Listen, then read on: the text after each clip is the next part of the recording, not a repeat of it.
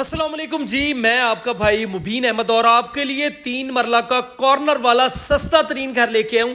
خوبصورت سے انٹیریئر کے ساتھ ملے گا. 2 بیڈ روم 2 واش روم اس گھر میں ملنے والے ہیں.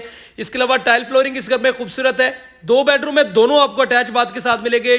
چھوٹی گاڑی ایزیلی یہاں پر پارک ہو سکتی ہے. سب سے پہلے اس گھر کا یہ آپ کو کامن واش روم دکھا دوں جو کہ سیپریٹ کامن واش روم ہے, سیٹ کی آپشن ہے.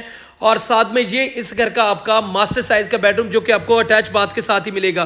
تو یہاں پر بھی ٹائل فلورنگ خوبصورت ہے, سیلنگ کے ڈیزائن زبردست کنٹراسٹ سے پینٹ کا کام کیا گیا ہے.